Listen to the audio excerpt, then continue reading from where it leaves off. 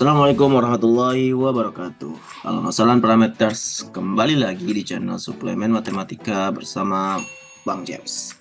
Oke, pada video kali ini kita akan kembali membahas salah satu segmen yang telah lama tidak kita lanjutkan di channel ini, yaitu Matematika ala SM atau Restudy SMA. Oke, pada video kali ini kita akan melanjutkan materi kedua untuk Restudy SMA ini. Bagi yang belum tahu, Restudy SMA ini akan membahas rangkuman materi secara singkat dan ringkas terkait pembelajaran matematika tingkat SMA secara umumnya. Materi yang disajikan sangat simpel dan ringkas, jadi bagi yang telah mempelajarinya mungkin akan relate dengan materinya, akan mendapatkan insight baru semoga. Tapi bagi yang belum pernah melihat materinya, maka hanya akan mendapatkan gambaran umum dan disarankan untuk kembali melihat buku cetaknya, buku sumbernya, catatannya, ataupun hal lain agar dapat mengambil materi, mengambil insight secara utuh dan mendalam. Mungkin itu saja parameters, tanpa berlama-lama lagi, mari kita mulai pada materi Restudy SMA video kedua ini, yaitu tentang nilai mutlak. Oke, nilai mutlak.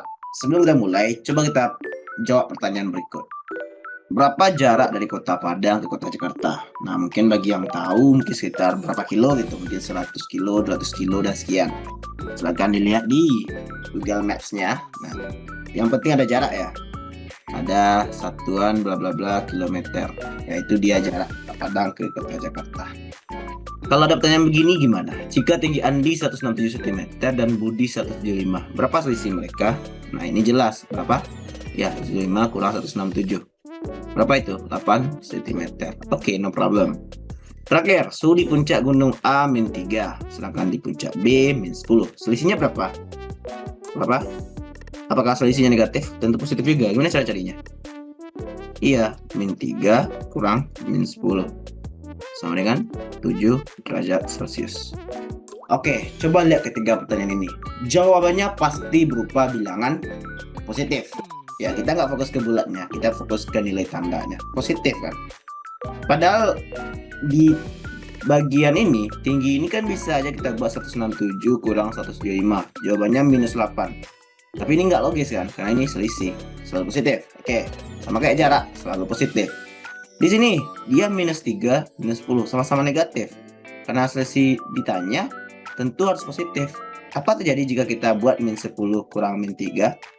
Jawabannya -7 ya. Dan ini nggak mungkin, karena dia selisih.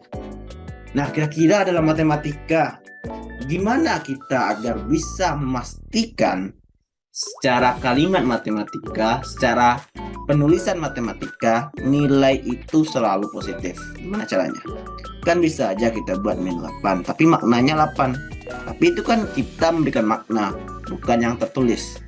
Gimana caranya kita supaya bisa memastikan itu positif, walaupun yang tertulis negatif? Nah, dari ide tersebut muncullah konsep nilai mutlak. Oke, parameters, ini secara umum konsepnya. Coba kita bedah satu persatu secara singkat. Jadi secara definisi, kita lihat di Oxford Dictionary, arti dari nilai mutlak adalah nilai dari suatu bilangan real tanpa memperhatikan tandanya, alias nggak penting tandanya positif atau negatif.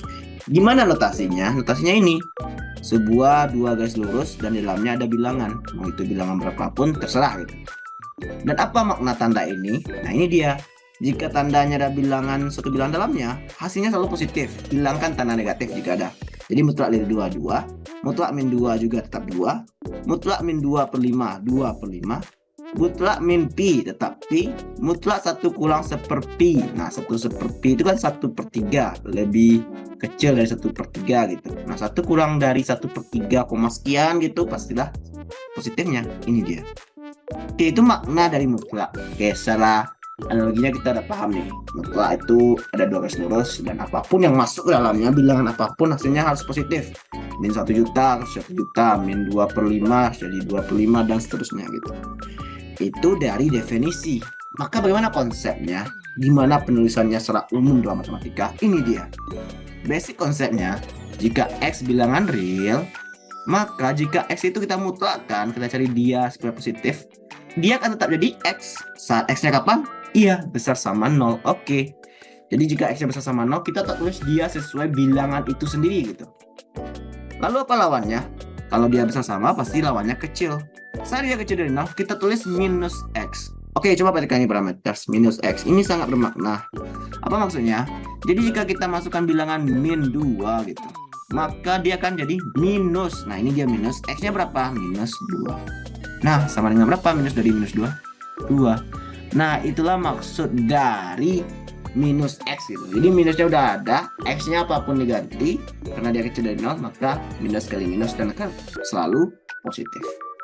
Oke, parameter. Jadi berdasarkan basic konsep itu, maka secara umum apapun bentuk nanti dari suatu ekspresi matematika fx itu, maka akan ada dua opsi.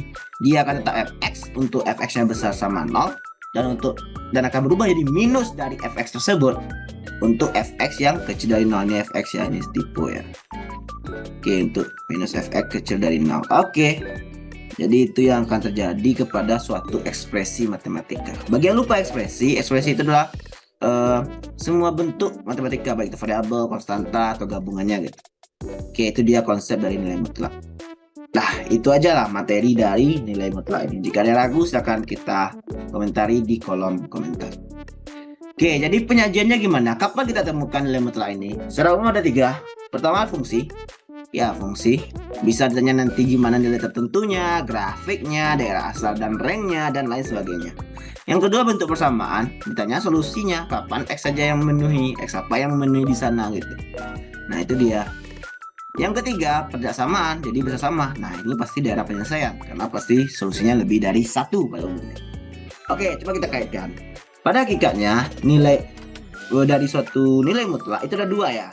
Ada saat besar sama 0, kecil dari 0. Itu secara umum. Kecil sama ya. Ini besar sama atau kecil sama ini nggak ada masalah. Soalnya 0 itu bebas aja mau dimana letaknya ya. Karena nggak kena pengaruh. Karena 0 sama aja dengan min 0 gitu. Oke, kembali lagi parameter. Jadi akan ada 3 kemungkinan kita bertemu. Ini paling sering. Ada di fungsi, persamaan, dan pertidaksama. Dan intinya kita harus membongkar ya. Jadi istilahnya kita bongkar nilai mutlaknya, sehingga akan ada 2 opsi saat dia besar sama 0 dan saat dia kecil dari 0. Dan itu akan dipengaruhi oleh kondisi dari pembongkaran tersebut. Gimana maksudnya? Mari kita bahas soalnya. Kita bahas soalnya. Soal pertama, tentukan grafik dari ini. Oke, dari fx mutlak dari x kurang 3. Seperti kata Bang James tadi, kita bongkar gitu. Jadi kita jawab. Pertama kita bongkar dulu. Apa hasil pembongkarannya? Fx itu akan jadi 2 kemungkinan. Apa itu? Akan tetap x kurang 3 untuk x besar sama 0. Maaf, bukan x besar sama 0. Kita ganti ya, x-nya x kurang 3. Berarti untuk x kurang 3 yang besar sama 0. Nah, itu maknanya. Jadi bentuk dalam ini akan besar sama 0, dia akan tetap. Tapi kan jadi minus dari x kurang 3 saat x kurang 3 itu kecil dari 0. Oke, itu aja konsepnya. Nah, mungkin bagi yang lebih jelasnya agar dia dalam bentuk x kecil, x besar gitu, maka ini kita pindahkan 3-nya. Maka x besar sama 3, x kecil dari 3. Oke, berarti ada 2 kondisi. Kondisi 1 saat kapan? Ya, saat fx itu sama dengan x kurang 3. Kapan ini boleh berlaku? Saat x besar sama 3. Oke, lalu kondisi kedua. Kondisi kedua bagaimana? Iya, kondisi kedua itu saat fx-nya akan sama dengan minus dari x kurang 3. Ya, minus x kurang 3. Ini saat kapan? Saat x kecil dari 3. Oke, kita masukkan nilainya. X besar sama 3. Masukin aja x-nya 3. Apa yang terjadi kepada fx atau y-nya? Masukin 3 ini 0 pasti. Kalau masukin 4 ini 1, 5 ini 2, dan seterusnya. Sebenarnya kita cukup 2 titik aja. Kenapa 2 titik? Karena ini titiknya berapa? 3,0, 4,1, 5,2, dan seterusnya. Karena untuk garis cuma butuh 2 titik dan kita pasti dapat grafiknya. Yang kedua di sini, ini juga sama. Dia harus kecil dari 3 ya. Oke, 3 nggak boleh masukin. Sebenarnya kalau kita masukin nggak akan pengaruh, dia pasti 0 gitu. Tapi nggak usah, kita masukin 2, jadinya apa? Iya, 1 lagi. Masukin 1, 2. masukin 0, 3. Oke, jadi titiknya apa? 2,1, 1,2, 0,3 dan seterusnya dan seterusnya. Sebenarnya cukup 2 aja. Oke, sekarang kita gambarkan kondisi 1 dan kondisi 2. Maka hasilnya akan seperti ini. Kita gambar ya, jadi 3,0, mana 3,0 di sini ya. Kita buat dulu. 3,0 di sini, lalu bagi 4,1. Saat X-nya 4. Maaf, saat X-nya 3 dia 0, berarti di sini ya. Lalu saat X-nya 4 dia 1 di sini, saat 5 2 dan seterusnya. Lalu yang sebelumnya saat dia 2 dia 1, saat dia 1 dia 2 dan seterusnya. Saat dia 0 dia 3 dan seterusnya. Maka kita garis dia dan jadilah hasilnya seperti ini. Oke, parameters, itulah grafik dari fungsi fx yang sama dengan mutlak x kurang 3. Oke, jadi itu dia basicnya. Kita lihat soal selanjutnya. Nah, soal ini diperoleh dari tahun 2000 dari America Mathematics Competition. Soal yang nomor 5-nya, kita lihat. Jika mutlak x kurang 2 sama dengan P, dengan x kecil dari 2. Nah, tentukan x kurang P. Nah, ini sebenarnya udah jelas ya apa yang kita lakukan. Dia kita tahu x kurang 2. Ada dua kondisi pasti. Dia akan tetap x kurang 2 saat apa? Saat x kurang 2 itu besar sama 0. Dan akan menjadi min dari x kurang 2 saat kapan? Saat x kurang 2 itu kecil dari 0.